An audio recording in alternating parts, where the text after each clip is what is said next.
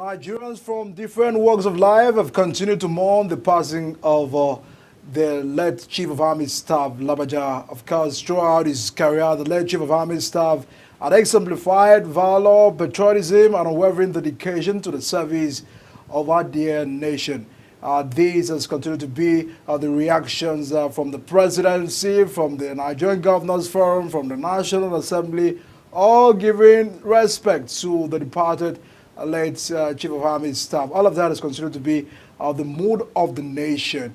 For the next 6 days to go, it looks that the presidency have actually asked that the mood should be in respect, in honor of the late Chief of Army Staff, which has received a whole lot of concern and has sparked goodwills, those paying tribute to the family and his lifetimes, his practices, and all what he stood for.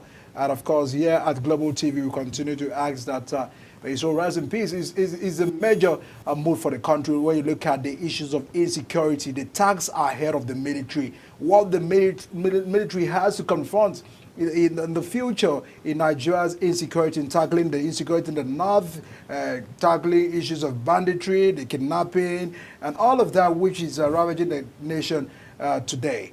But away from that discussion we'll be having subsequently on the program, we'll now delve into the issues of the Nigerian media. It looks that there are many obstacles that are opposing the Nigerian media policies in respect to issues of ownership, how we can also survive with technology, the sustainability.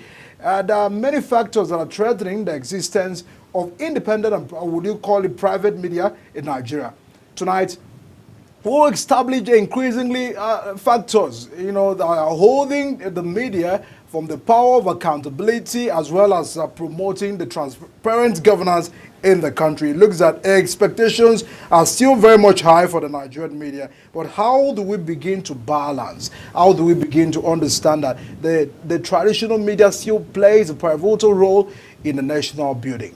Tonight, the General Manager of Progress Radio in Gombe, Umar Ahmed, is our guest tonight on the program. Thanks so much, a veteran, for joining us on the program tonight. I understand it's just an ambush to you, but as a veteran, you always have your experience to share.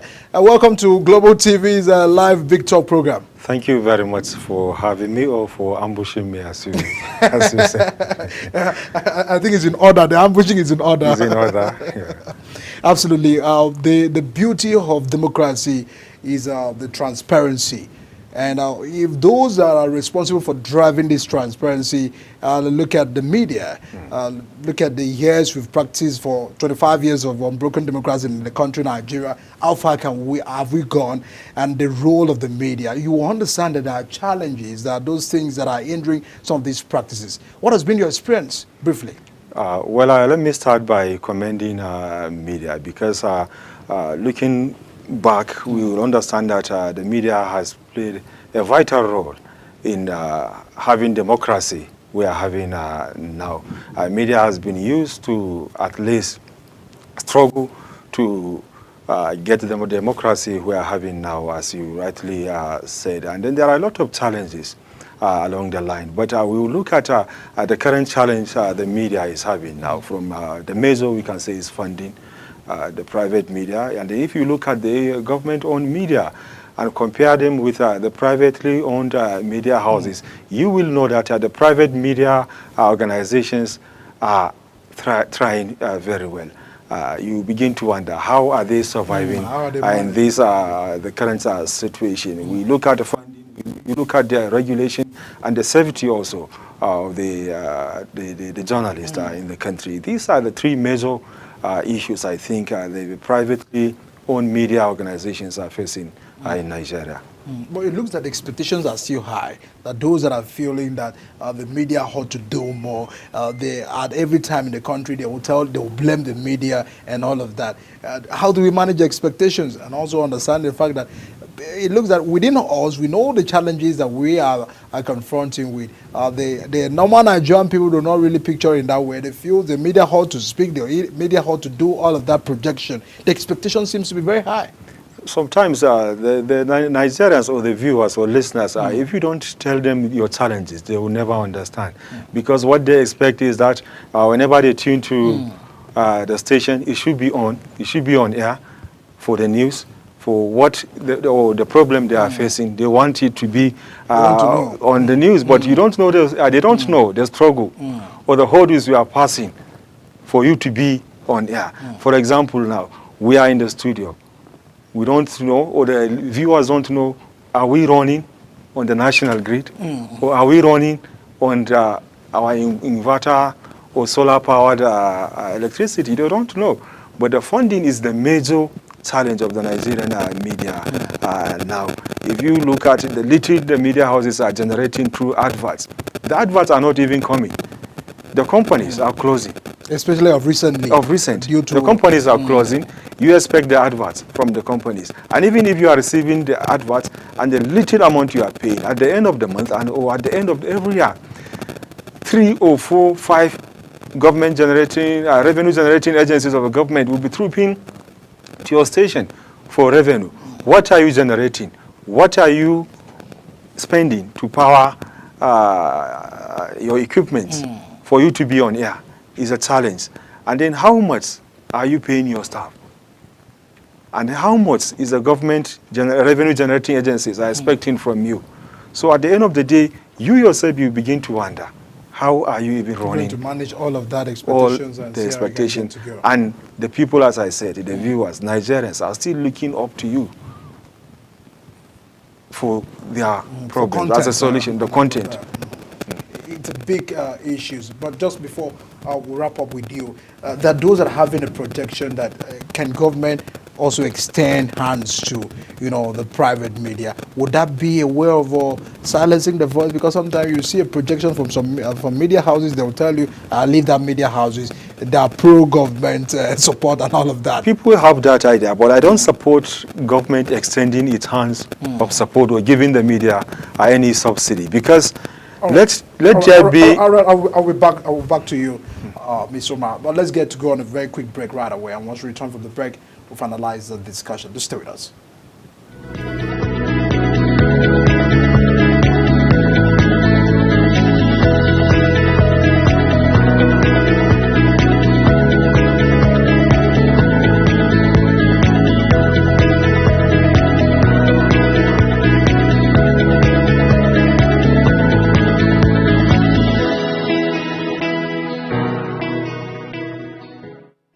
An insightful idea that takes the center stage and the conversation that gets beyond the headlines to explore the lasting impact of political decisions. Big Talk got you covered. From policy debates to geopolitical insights, from thought-provoking discussions to actionable insight. What is the real responsibility of government? Big Talk delves deep into the heart of the matter. Join us weekdays on global televisions from 6:30 p.m. for a reverting journey into the heart of politics, where we dissect issues shaping our society.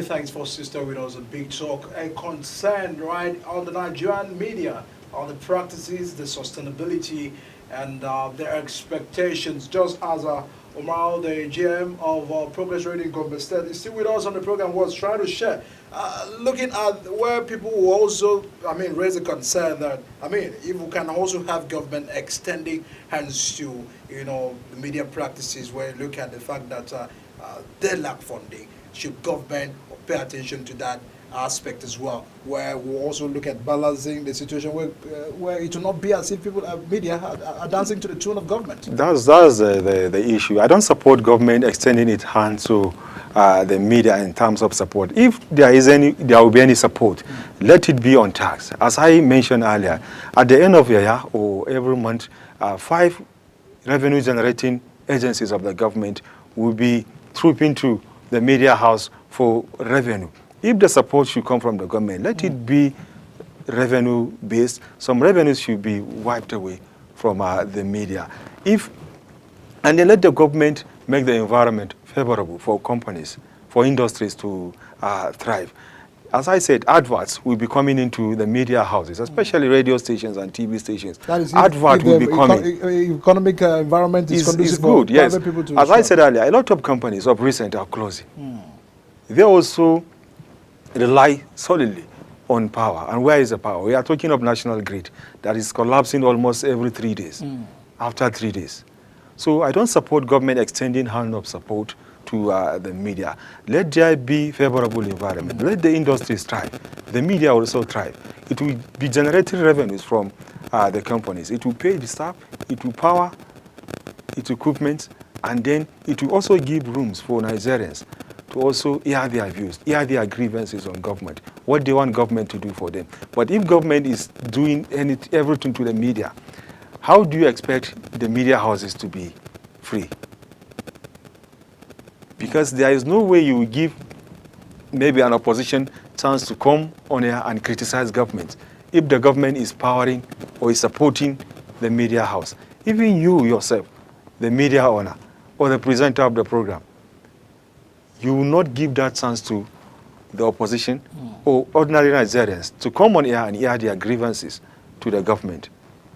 So I did not support the government extending its hands of support to the media in terms of people are calling for government to be giving subsidy to media houses. If the subsidy will come, let it be on tax. Taxes. Yes. And also they should be exempted. The media houses should be exempted from some taxes. As I said, at the end of the month, what you are generating would not settle the tax government is expecting to get from you as a media house.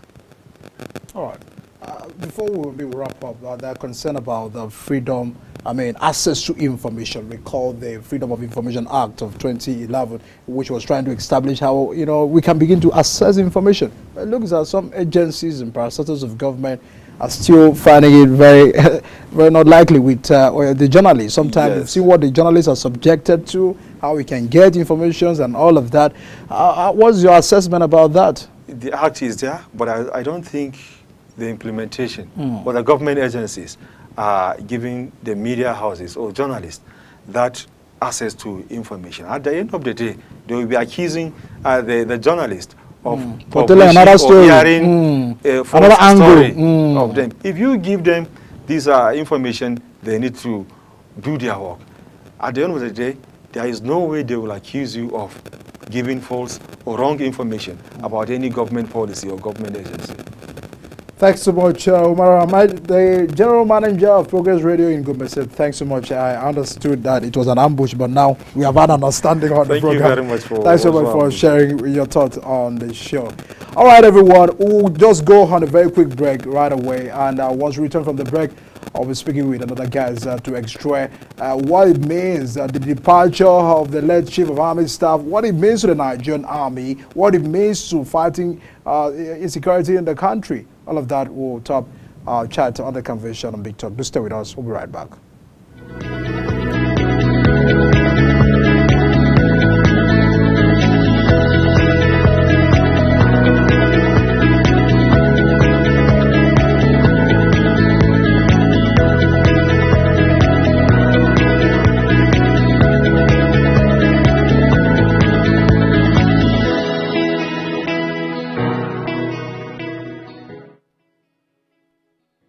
For an insightful idea that takes the center stage and the conversation that gets beyond the headlines, to explore the lasting impact of political decisions, Big Talk got you covered. From policy debates to geopolitical insights, from thought-provoking discussions to actionable insight, What is the real responsibility of government? Big Talk delves deep into the heart of the matter. Join us weekdays on global televisions from 6:30 p.m. for a reverting journey into the heart of politics, where we dissect issues shaping our society.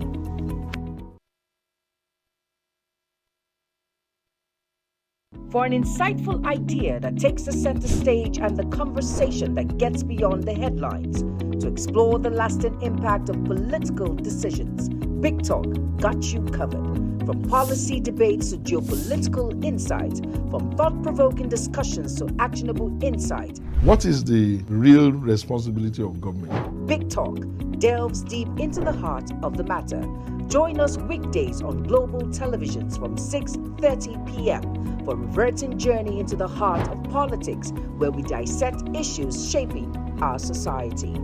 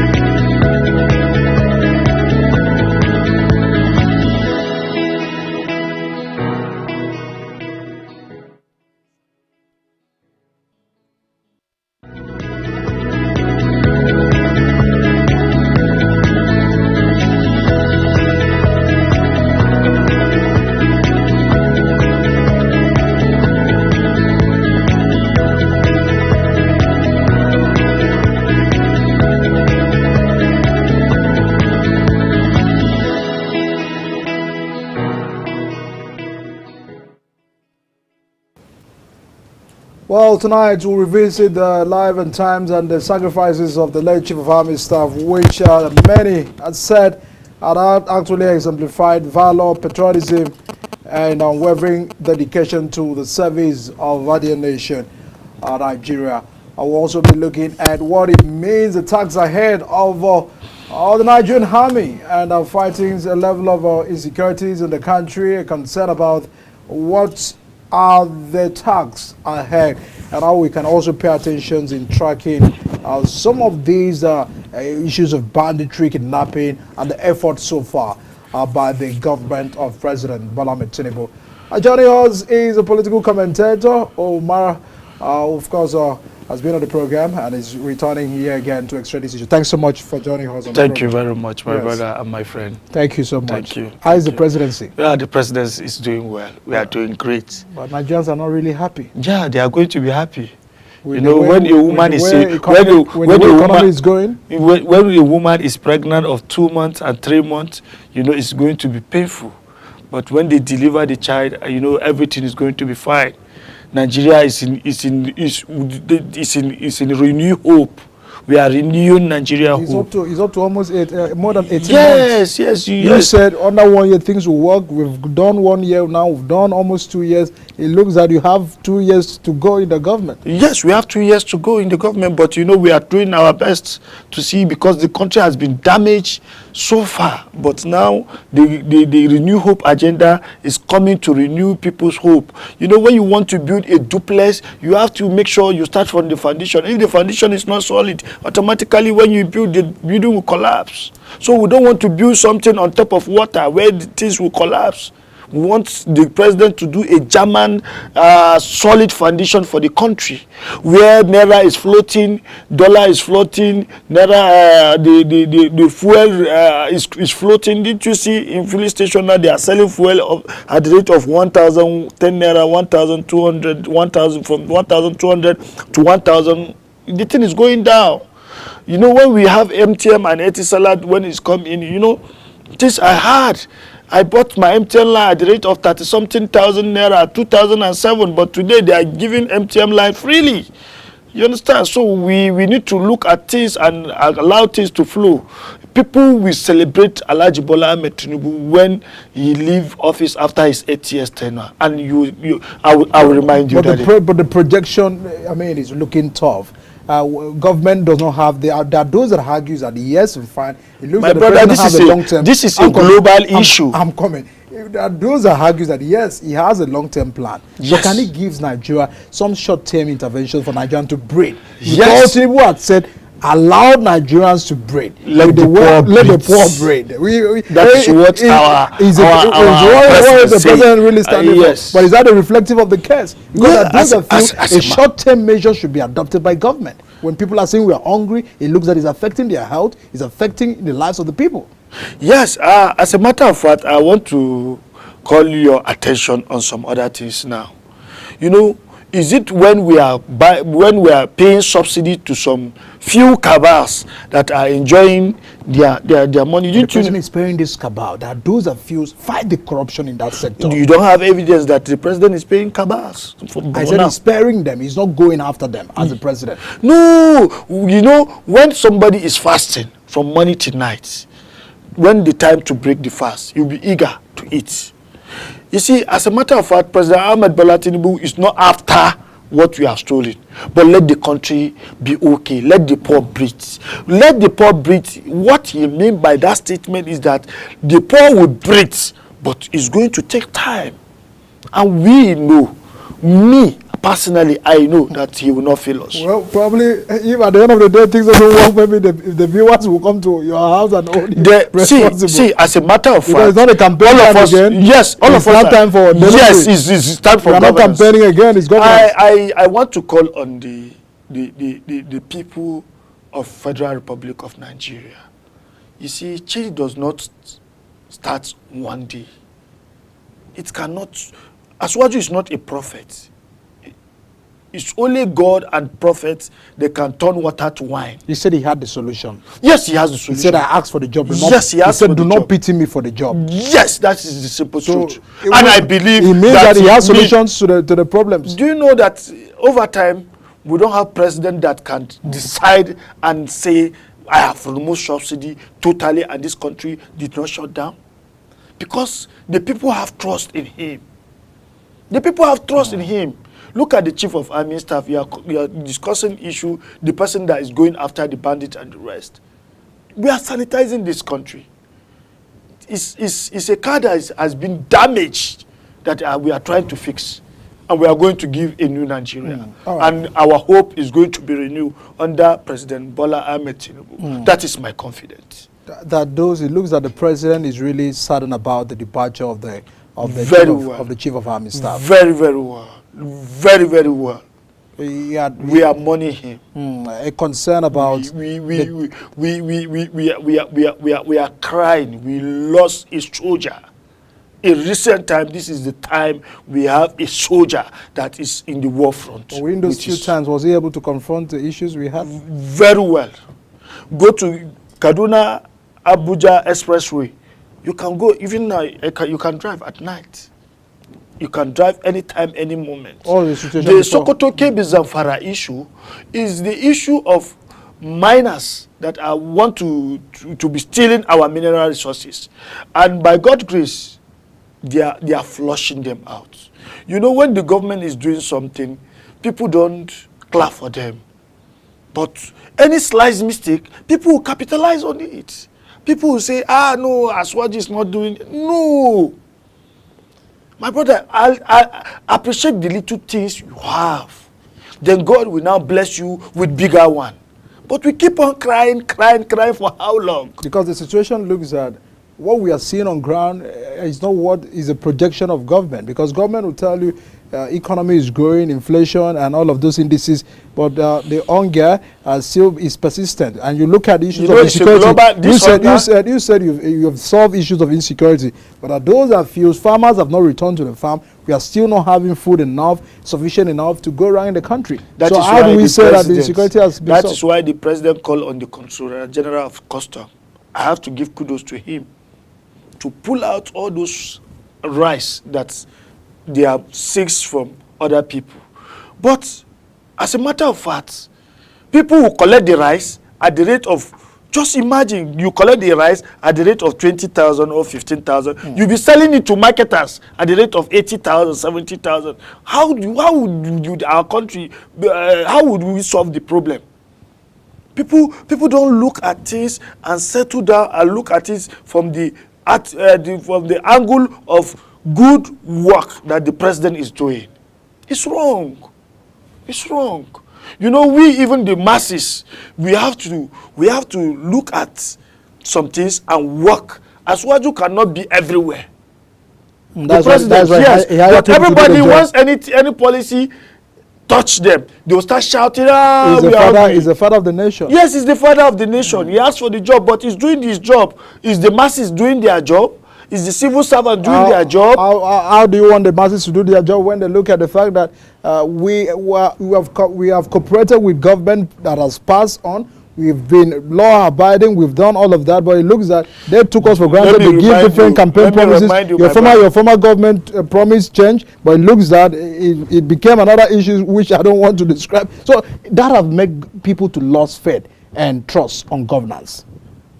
You see, when you look at the current administration, I'm not saying anything about the past administration because I'm not in the past. But government has pushed blame to that past. As a matter of fact, what our government, the government of Alhaji Bola Ahmed Tinubu, the recent APC government are doing now, in the whole 36 states, there have never been a president that say build estates of renew hope, to renew the hope of people in Nigeria like this government. I am just telling you 1 out of 100. Now, the sabotage in this country that they don't want things to flow, by God's grace, Alhaji Bola Ahmed Tinubu is going to fish them out, and by God's grace, Nigeria is going to go to. Does it look that there is a cabal that want to frustrate the president? There are sabotage everywhere in the world, not only in Nigeria. The people that were arrested for end bad governance that have just been released, that those accused, they were hungry, that it wasn't about it wasn't just about people carrying up flags, that if they were in schools, if they were engaged, if all of that happened. As I'm the president of Northern Youth Initiative for Peace and Good Governance. And I'm an activist. As a matter of fact, I don't blame anybody that will come out to protest. But if you want to protest, do it according to the ambit of the law. let's do things maturely. We should not do something. Is what happened in End Bad Government? Is that a protest? What is the achievement? People hijacked the protest, but they had passed the message. The message has been passed, and the president say, we discuss with the youth. Why did they have to arrest? No. If somebody is going to your studio now to come and steal your properties, what will you call him? Okay, not in the name of protest. What will you call him? If somebody want to hijack your laptop here, the police were to protect the lives and properties. And if you are arrested, after some time, you would have freedom of why detain them, and some of them, you look at the health condition of some of the minors. You see, as a matter of fact, it looks like they were kept very hungry. As a matter of fact, the Inspector General of Police, the law, you understand, they need to look at them and separate the sheep from the goats. And when they separate the sheep from the goats, they grant them bail, and all of them they cried. So you feel they cried when they cried, when the president saw it on the TV and media blogs. He now called the Attorney General immediately. This is the first time. In fact, we have to give kudos to President Bola Ahmed Tinubu. It looks that he has a human heart. Yes, he has a large heart. He said, "What? No, release them," and they free them. Can he also use that large heart to confront the economy? Yes, he's using it to confront the economy. Can he reverse subsidy? The president that doesn't sleep, trying to see how he work and see how, and no Nigerian is sleeping now. Everybody's sleeping. Nobody's sleeping. Some people are hungry, some people are not sleeping. So if he said the president is not sleeping, I can put it to you on record that some Nigerians are not sleeping. But let's get there. I mean, it's not really the matter. Why? Why people are not sleeping? Yes. And how does an hungry man sleeps? One who doesn't have what to eat to sleep, one who doesn't know where the next meal comes from. It's as bad as what we are jokingly talking about is as bad as that. You see, my brother, let me tell you something. You are working. People are working. Not everybody are working. You know, not everybody we know. We are aware. So if those that are working are saying things are hard, how about those that are not working at all? They should go back to the farm. Are the farms safe for them? Very safe. Now we have. If you go to the farm and anything happen to you, then automatically you can hold us responsible. We have provide security everywhere in the northern part of the country. So would the people of Benue State say the same? Benue, they are sleeping, they are enjoying themselves. Farmers are busy doing their things. I know Benue very well. I know Nasarawa, that's where our major food from the North Central is coming. And I know that they are farming. When you talk of Sokoto, Kebbi, Zamfara, I will tell you there's a little bit security breach, but with the Nigerian military and the armed forces are trying to clear those people out. There's a new appointed and acting chief of army staff. Wonderful. That is a wonderful man. Did you see how didn't you see his size? Did you see him well kitted? He's ready for the job and he's going to deliver. And he's going to do the best. The late chief of army staff said, I'm coming after you when he was appointed, I'm coming after you, bandit, I'm doing all of that. Does he have the capacity to also do the same? Because issues of insecurity is an interaction that it looks that not going to be exhausted. We're not going to exhaust it. The late chief of army staff is a big loss for Nigeria. And I know very well that anywhere he is, God is going to be pleased with his soul.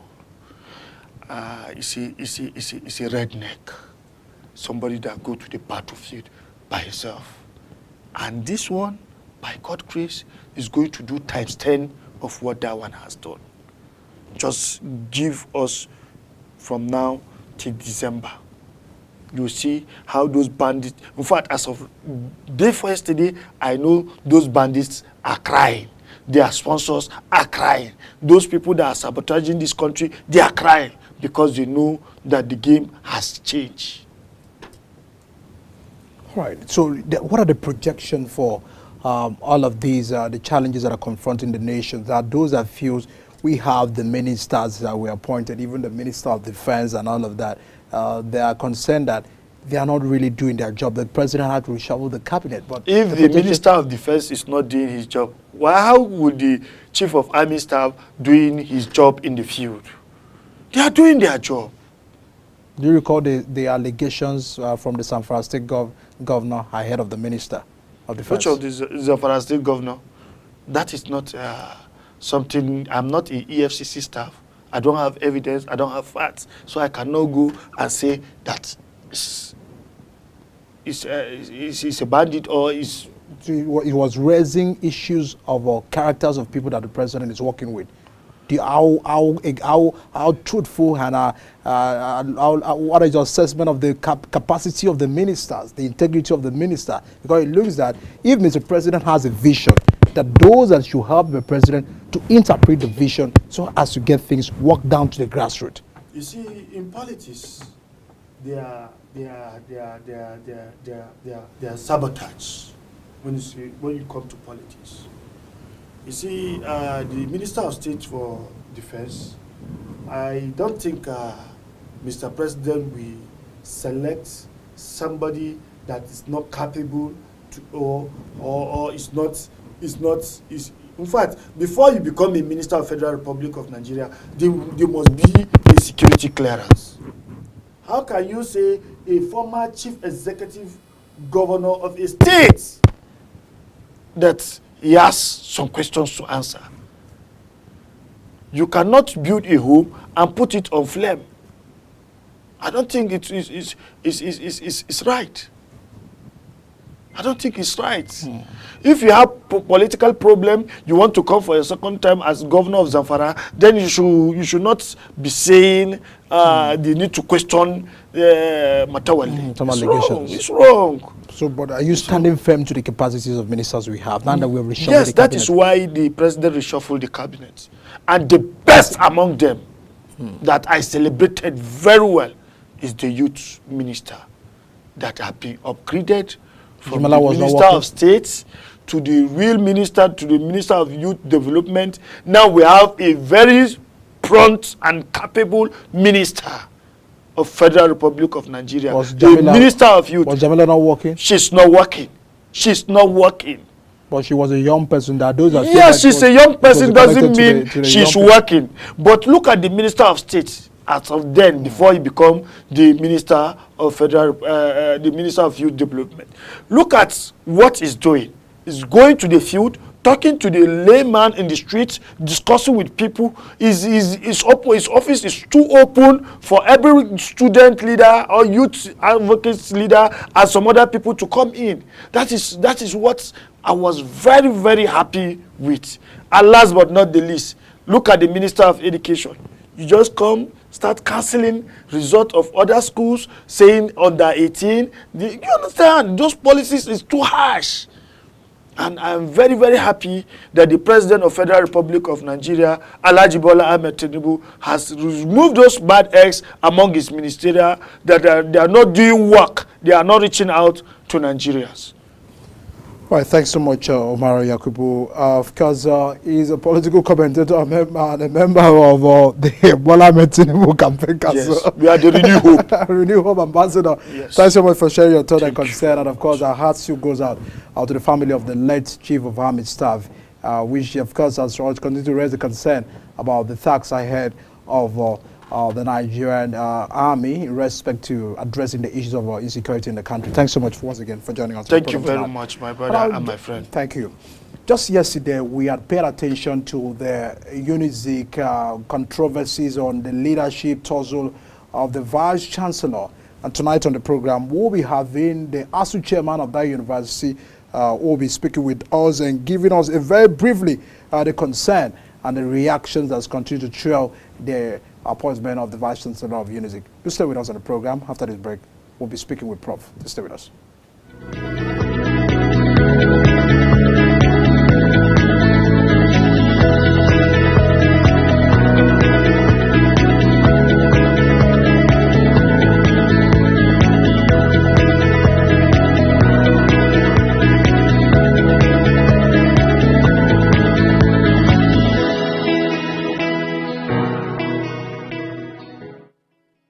For an insightful idea that takes the center stage and the conversation that gets beyond the headlines, to explore the lasting impact of political decisions, Big Talk got you covered. From policy debates to geopolitical insights, from thought-provoking discussions to actionable insight, What is the real responsibility of government? Big Talk delves deep into the heart of the matter. Join us weekdays on global televisions from 6:30 p.m.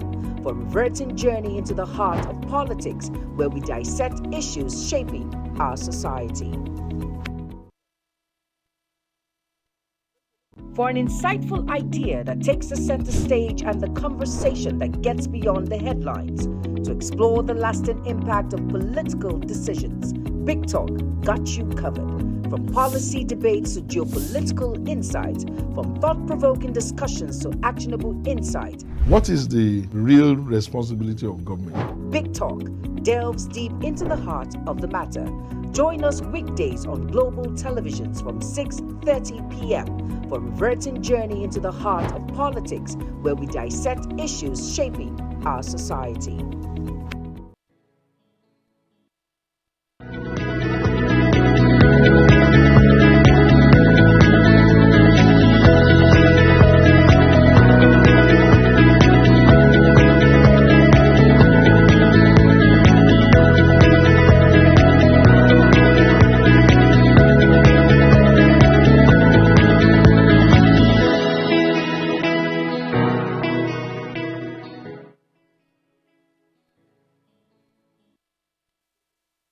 A lot of concern from University of Nnamdi Azikiwe University, where there have continued to be reactions trailing the appointment of Dr. Odos as the Vice Chancellor of the university. Their argument that he is not qualified.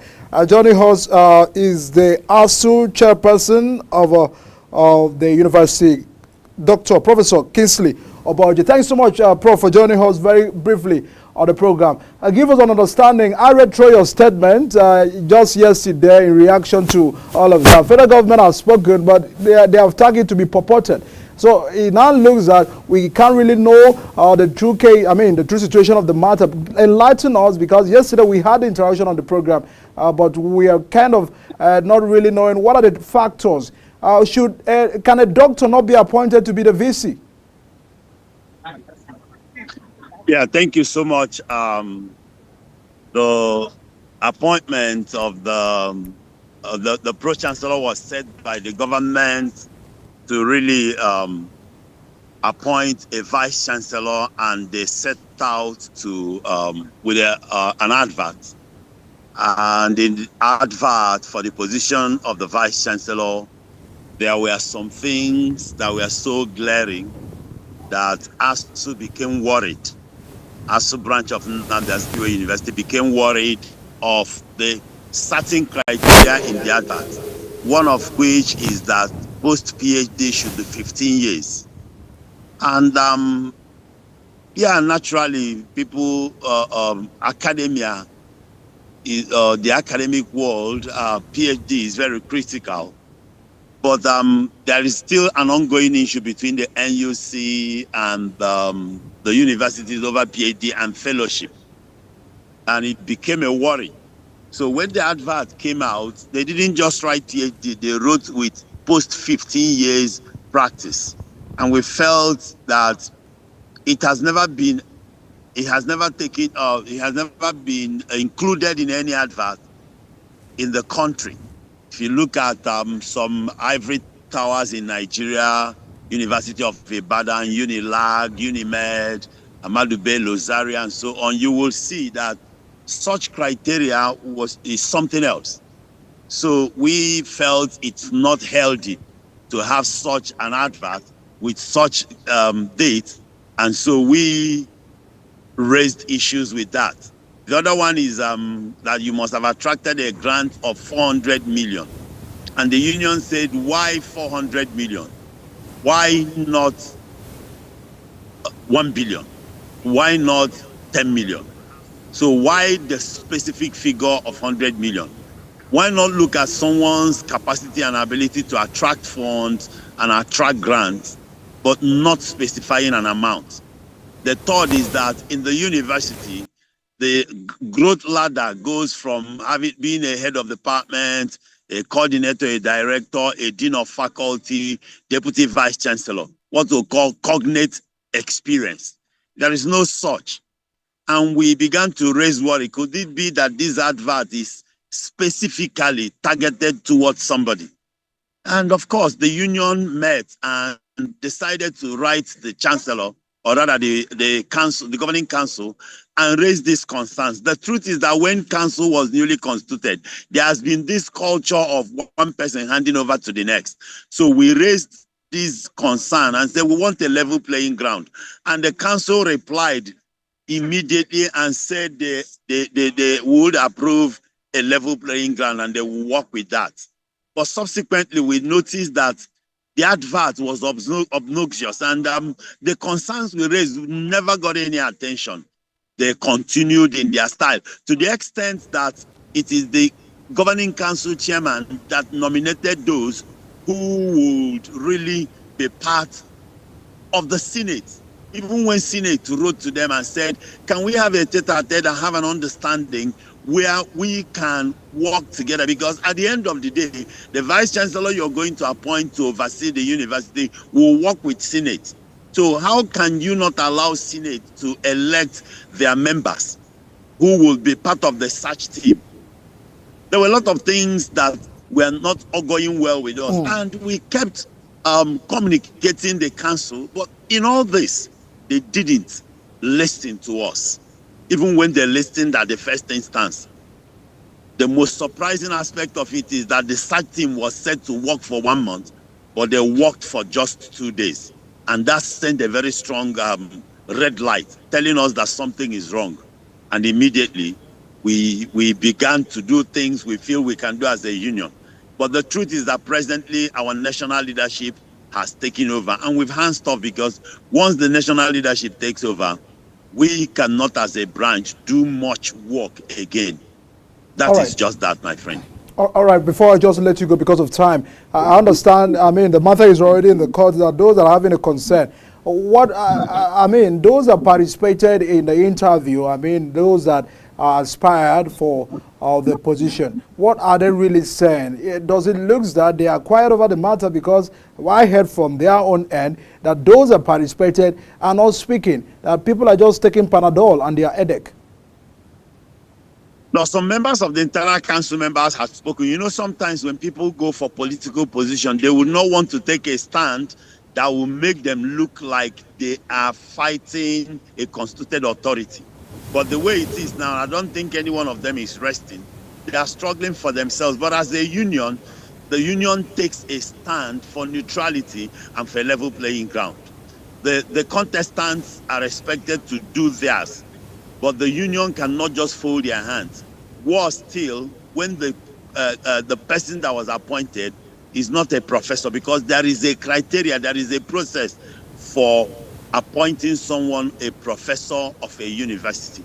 If he's coming from another university, there are 2 critical criteria or steps that must be taken before someone is appointed a vice chancellor, or rather appointed a professor. And some of this we documented to the Minister of Education, and we believe the federal government will not let it happen in Nnamdi Azikiwe University, having someone who is not a professor to lead such institution that have over 500 professors. Professor Kingsley Obaji is ASUU now chairman of the University of Nnamdi Azikiwe University. Thanks so much for giving us the clarity on that. As the events get to unfold, we'll always have you to give us an update on that development. Thanks so much. Thank you so much, and do have a lovely evening. All right, a major concern right there. The talks ahead of the Ministry of Education in resolving that leadership crisis in the universities, that those that are having a concern that they should protect the dignity of education. The judiciary, the matter is already in the courts. Judiciary should also hold those laws that govern the university's rights by setting a template that is worth emulating from other universities. Well, that's the size of our interactions and a convention tonight on Big Talk. I'm very concerned about how we can get to do things right in development in the nation, the socio-economic policies of the president, and tackling the inflation, especially food inflation, ravaging the nation. There are all hands, the call that all hands must continue to be on deck, be it in fighting, be it in the security team, be it by us Nigerians engaging the system and participating positively, a role of everyone to get the country of our dream works. My name is Idika Michael, and that is the size of our show tonight. See you again.